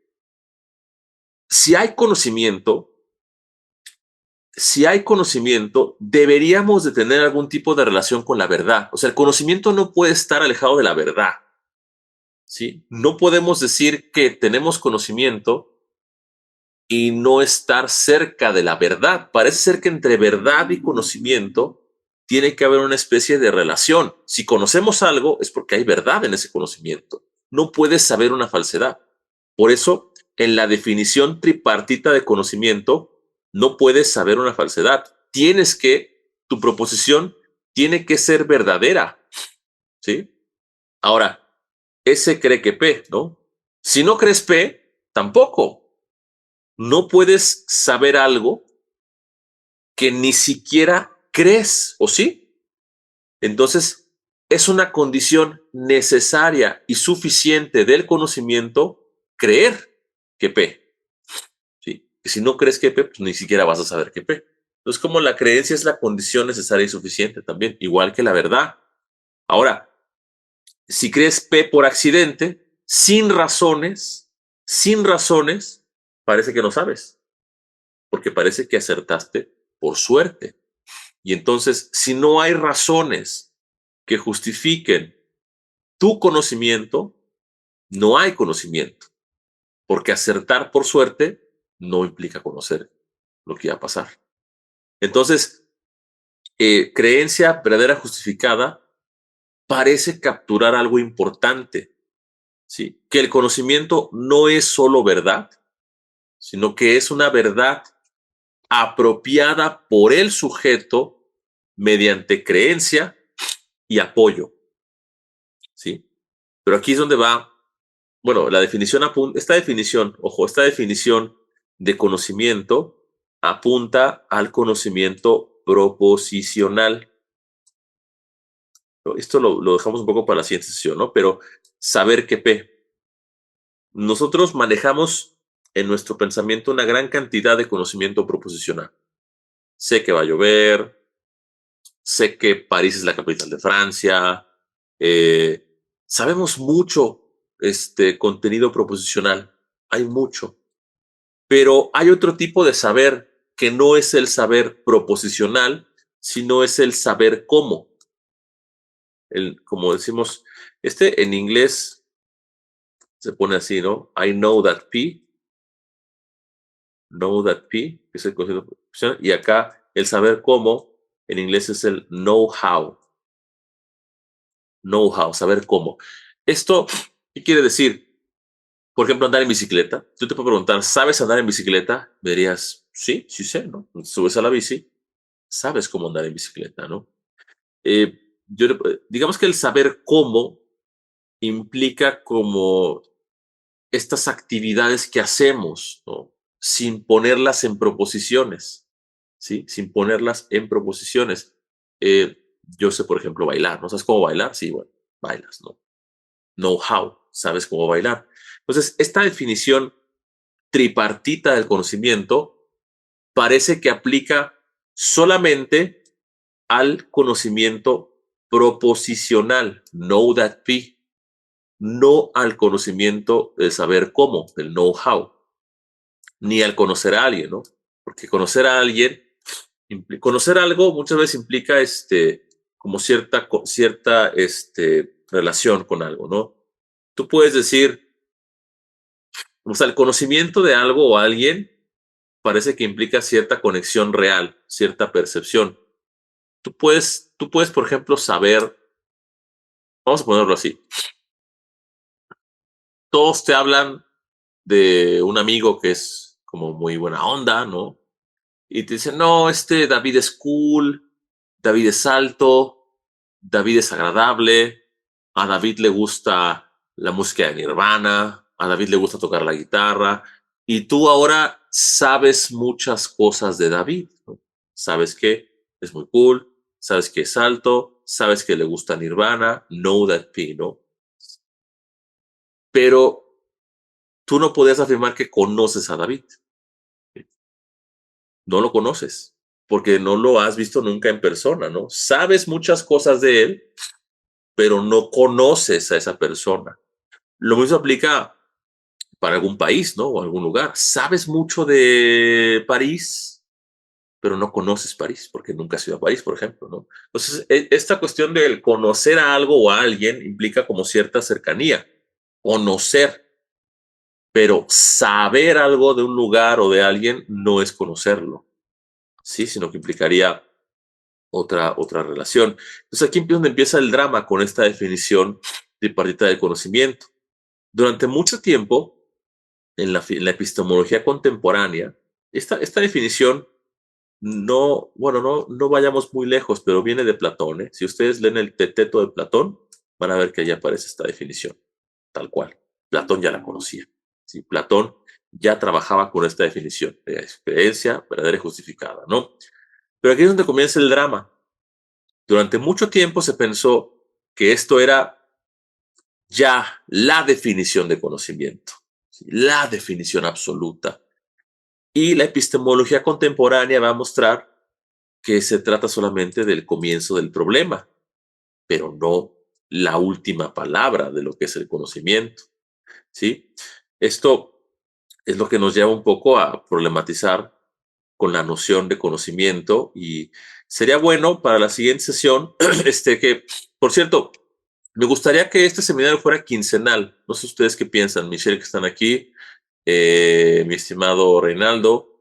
¿Les parece bien si el seminario es quincenal? Porque en un momento creo que también lo pusimos quincenal. ¿Ustedes les gustaría que fuera quincenal o prefieren que sea cada semana? Sí, yo no tengo inconveniente que sea quincenal, Bueno, hagamos lo siguiente. Va a para ser que nos dé quincenal. tiempo de lecturas. Exacto, es que luego sí se complica un poco, ¿no? Para algunos, que sea quincenal, y les paso el calendario el día de mañana en el grupo para que sea quincenal y que tengamos más tiempo de revisar los textos y los materiales. Y pues de entrada, les pido una disculpa por todas las confusiones que ha habido con el seminario, con los horarios y demás. De verdad, disculpen, pero vamos a dejarlo entonces así: los sábados de 5 a 7 y quincenal. Y ustedes dos que están acá, pues los invito a que se cambien otro seminario, si quieren. Si quieren, les obsequiamos otro seminario para que lo tomen entre semana, para Reinaldo y para ti, Michelle. Eh, Otro seminario más, inscríbanse, manden un mensajito por Messenger o por WhatsApp para que se puedan cambiar, o más bien para que tomen otro adicional seminario de los que están en la semana, sin ningún costo, y seguimos también con este cada 15 días, ¿vale? Y muchas Para que gracias. se Claro. pasen para que tomen otro, ¿va? También, o sea, tomen otro adicional además de este, ¿vale? No, excelente. Vale. Y este lo dejamos quincenal los sábados para que también nos dé tiempo, ¿no? Solamente, Dime, Carlos, sí pedirte el calendario, ¿no? Porque los, se avecina Semana Santa y eso, y saber cómo va a estar ahí. lo paso mañana, pero va a ser quincenal, o sea, hoy, luego 15 días y así hasta concluir Así las está 10 bien. sesiones, ¿vale? Está bien, está bien. Entonces, sí, lo paso yo creo que hoy, digo mañana el calendario para que lo tengan ahí en el grupo de Facebook. De hecho, voy a borrar un grupo, así que, porque hay dos grupos, ¿saben que hay dos grupos de este seminario? Entonces voy a borrar uno, pero voy a avisarles, ¿no? Para que se cambien a los que están en el otro. Voy a dejar el grupo que tiene más gente de este seminario para que puedan cambiarse los otros, ¿no? Y no haya problema, ¿no? Entonces, vamos a dejarlo por así, ¿no? Ahora, antes de irnos hoy, yo les preguntaría, de estas condiciones, verdad, creencia y justificación, ¿cuál les parece como la más misteriosa? O sea, el aspecto de la verdad, de la creencia o de la justificación. ¿Cuál se les hace la más misteriosa?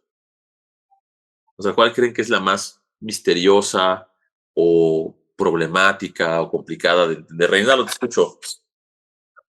Bueno, yo creo que el tema de la justificación es como la mayormente Ujú. complicada, Sí. aunque yo me quedo con un cuestionamiento acerca de la creencia verdadera, si Ujú. solo debiéramos asumir a la verdad por Ajá. correspondencia, porque puede haber creencias verdaderas y no necesariamente sostenidas en la verdad por correspondencia. Pienso, por Correcto. ejemplo, en la física cuántica, ¿no? O sea, habrá conceptos ahí que Ajá. no necesariamente el ser humano, con todo y su ciencia y tecnología, pueda llegar Ujú. a corroborar la información de la cual depende, pero sin embargo, se entiende que es una ciencia que está sostenida Ujú. y hay buenas razones científicas para Sí. decir verdadera, ¿no? Por ¿Eh? ejemplo, ¿no? Bueno, el tema de la verdad, igual hay que entrar también en eso pronto. Pero por ejemplo, sí, la pregunta es si hay creencias que no dependen de la correspondencia. Es sí, la respuesta es sí. Hay creencias cuyo valor de verdad es otra creencia. Sí, parece ser que el sistema del conocimiento humano se puede fundamentar en creencias como si fuese un edificio, y habría creencias que sostienen otras creencias como si fuesen tabiques. Una creencia sostiene otra creencia, pero esta creencia es sostenida por otra creencia, no por una correspondencia con el mundo. Pero hay que preguntar ahí si esta creencia que sostiene esta creencia está sostenida en otra creencia o en el mundo. Eso nos lleva a hablar de no solo de una teoría de la verdad como correspondencia, Reinaldo, sino una teoría de la verdad por coherencia, ¿sí? Que es otra concepción de la verdad como coherencia entre proposiciones. Y ahí la pregunta que se hacen los epistemólogos es si existen creencias que no estén justificadas por otras creencias, y como creencias inmediatas del mundo, o si todas las creencias al final son creencias que dependen de otras creencias. Entonces es un gran tema que vamos a ir viendo también cuando vamos un poco la parte del escepticismo. Si hay creencias que están justificadas siempre por otras creencias, o hay algunas creencias que tienen un contacto directo con el mundo, que son como creencias base, creencias bisagra, ¿no? Wittgenstein diría un poco, Wittgenstein hace rato antes de que entraras, Reinaldo, Michelle hablaba de que le gustó mucho esto porque ha leído a Wittgenstein, ¿no? Wittgenstein tiene un libro que se llama Sobre la certeza, ¿sí? Y en ese texto Wittgenstein dice que existen ciertas creencias como bisagra, creencias que no dependen de otra, sino que son creencias que anclan nuestras creencias con el mundo. Y esas creencias no se puede. El problema de esas creencias bisagra es que si toda creencia se justifica en otra creencia, debe de haber algunas creencias que no se justifiquen en otras creencias. Y eso es problemático, porque entonces no están justificadas. Entonces habría creencias que no tienen justificación, pero que son necesarias. Por ejemplo, creer en el mundo externo. ¿Por qué creemos que hay mundo exterior?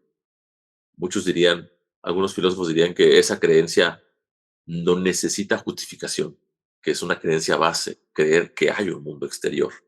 Otros dirían que esa creencia necesita justificación, que tenemos que demostrar que hay un mundo exterior, que tenemos que demostrar filosóficamente con razones que estamos justificados a creer en el mundo exterior. Otros dirían que no. Michelle pregunta si la fenomenología intenta hacer eso. La fenomenología es una investigación sobre los presupuestos trascendentales de la conciencia, ¿no? Eh, en cierta medida sí habría un intento de justificar, de encontrar justificaciones absolutas a nuestras creencias, Michelle. Un poco por ahí iría más o menos, ¿no? Pero esa es un poco la idea. Ahora, lo que decía Reinaldo acá, sí, muchas veces lo más misterioso, o sea, lo que más causa problemas de esta definición tripartita es el carácter de la justificación, ¿sí? De hecho, hay por ahí un texto que tengo. Mira, aquí está. Ese texto lo recomiendo, ¿no? Es un libro publicado por la UNAM que se llama Teorías Contemporáneas de la Justificación Epistémica. O sea, hay todo un tomo, es el tomo 1, de hecho, o sea, pero hay todo un debate así, pero de muchos papers, muchos autores que realmente trabajan y se debaten sobre este tema de los tipos de justificación epistémica que hay para nuestros conocimientos, o sea, cómo justificamos nuestras creencias. Esto es todo un debate. Hay muchas teorías sobre la justificación epistémica y es un gran tema que por ahí estaremos entrando en esto cuando hablemos también del realismo y del antirrealismo, ¿no? Y del externismo, internismo. Pero vamos a estarlo como revisando conforme avancemos un poco en el temario, ¿vale? Entonces, la idea sería un poco esa. Ahora, primeras tensiones. ¿Basta con creer o hace falta certeza, ¿no? Aquí ya estamos apretando un poco el tema, ¿no? La definición usa creencia, pero muchos casi siempre sentimos que el conocimiento exige algo más fuerte, ¿sí? Que en realidad eh, falta algo más, ¿sí? La objeción típica a esto es que la cláusula S cree que P parece débil, ¿no? Como que falta algo más, que el conocimiento implica algo como estar seguro, como certeza, ¿sí? ¿Y por qué surge esta especie como de tentación a poner en duda esto? Porque en la vida cotidiana solemos decir no sé, cuando en realidad lo que queremos decir es no estoy seguro, ¿sí? Y también solemos, por ejemplo, arrepentirnos, ¿no? Retractarnos. Creía que sabía, pero me equivoqué, ¿sí? Pero me equivoqué. Y entonces aquí hay una intuición. Quizás el conocimiento requiere un nivel alto de seguridad, ¿sí? De seguridad, ¿sí? La razón, introducir la certeza, ¿sí? Porque solemos retirar esas atribuciones de conocimiento cuando no estamos seguros, hace rato lo decíamos, ¿no? Y esa vacilación parece intrínseca al fenómeno del conocer, ¿no? El problema de esto es que si convertimos la certeza en un requisito absoluto, pasa algo malo. Si hacemos que la certeza sea un requisito absoluto, casi nada contaría como conocimiento, porque vivimos siempre en nuestras creencias y en conocimientos con un margen de error. Yo digo, bueno, sé dónde está mi casa. ¿Tengo certeza absoluta? No. En sentido filosófico, no. Podría estar soñando, diría el escepticismo, ¿no? Podría estar siendo engañado, podría estar en un set de filmación, ¿no? Y sin embargo, no por eso dejo de decir que sé dónde vivo, ¿sí? Entonces, si cambiamos creer por estar seguro, podemos perder casos ordinarios en los que atribuimos conocimiento, aunque el sujeto no se atreva a afirmarlo, ¿no? Imaginemos un estudiante, por ejemplo, brillante, pero intimidado, ¿no? Y le preguntan, ¿cuánto es 7 por 8? Y contesta 56. Creo, ¿no? Porque está intimidado, tiene miedo, ¿no? Yo diría, sí, sabía, pero la situación lo hizo dudar, ¿sí? La situación lo hizo dudar, ¿sí? Entonces, podemos quedarnos hoy con esta distinción, creo, ¿no? Vamos a quedarnos con esta diferencia al respecto hoy, ¿no? Podemos hablar de una certeza psicológica, ¿sí? Vamos a hablar de una certeza psicológica como sentimiento de seguridad, ¿sí? O sea, un sentimiento psicológico de seguridad, ¿no? Y podemos hablar también, en ese sentido, podemos hablar de una certeza epistémica, ¿sí? Que sería un estatus fuerte, casi infalible, ¿no? La epistemología contemporánea tiende a desconfiar de hacer de la certeza epistémica un requisito universal para lo que cuenta como conocimiento. Porque si exigimos que el conocimiento siempre tenga certeza epistémica, casi ninguna creencia lograría tener el estatus de conocimiento. Entonces, ¿quieres una teoría del conocimiento que diga, si no es infalible, o sea, no podemos equivocarnos, no es conocimiento? ¿Sí? ¿Qué prefieren ustedes? Quédense con esta pregunta. ¿Quieren una teoría del conocimiento que diga, si una creencia no es infalible, no es conocimiento? O sea, que toda creencia para ser conocimiento tenga certeza epistémica, fuerte, infalible casi. Si me dicen que sí quieren eso, se van acercando al escepticismo porque casi ninguna creencia podemos afirmar que tenga esta certeza absoluta, máxima de conocimiento. Entonces no podemos hacer esto, pero parece ser que le faltaría esto. Y si ustedes se van por la vida exigiendo certeza epistémica absoluta, muy pocas creencias, si no es que ninguna, la pueden sostener, ¿sí? Y ahí es donde le estarían dando pie al escepticismo. Si responden que no, necesitan explicar entonces qué tipo de falibilidad, porque el conocimiento implica poder equivocarse también, qué tipo de falibilidad admite el conocimiento sin caer en la pura suerte, ¿sí? ¿Qué tipo de falibilidad admite el conocimiento sin caer en la pura suerte?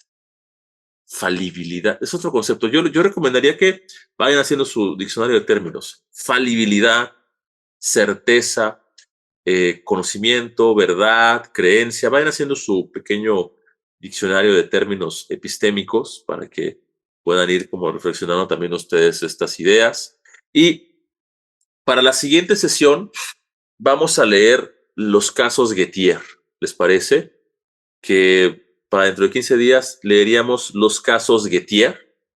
Déjenme checar el Canvas, creo que están ahí. Si no, se los dejo en el grupo de Facebook y también los subo al Canvas.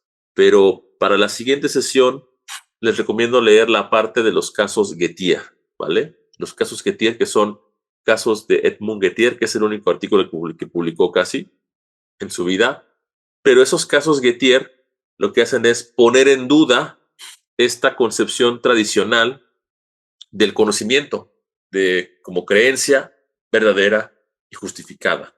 Entonces, leamos para la siguiente sesión los casos Gettier y los veríamos dentro de 15 días, ¿vale? Para ver los casos Gettier que tienen que ver con esta definición tripartita del conocimiento que hemos estado revisando hoy. Entonces vamos a quedarnos con esto hoy y esta es la definición tripartita, creencia verdadera justificada, y para dentro de 15 días revisamos los casos Gettier, ¿vale? Reinaldo, Michelle, estamos a la espera de su mensaje, ¿vale? Para el seminario, otro seminario que se quieran sumar en la semana, que puedan estar, y lo dejamos para dentro de 15 días para que tengamos chance de ir avanzando e ir leyendo los textos con calma y ustedes también se puedan sumar a otro seminario, ¿vale? Muchas gracias. Cuídate, Reinaldo, Michelle, un gustazo. Cualquier duda, coméntenme por el grupo o envíe mensaje por WhatsApp, ¿vale? Cuídense, que estén bien. Cuídate, Michelle. Saludos. Esta presentación va a estar en el Canvas, así que no se preocupe. Okay. Va a estar en el Canvas también y la paso por el grupo de Facebook también.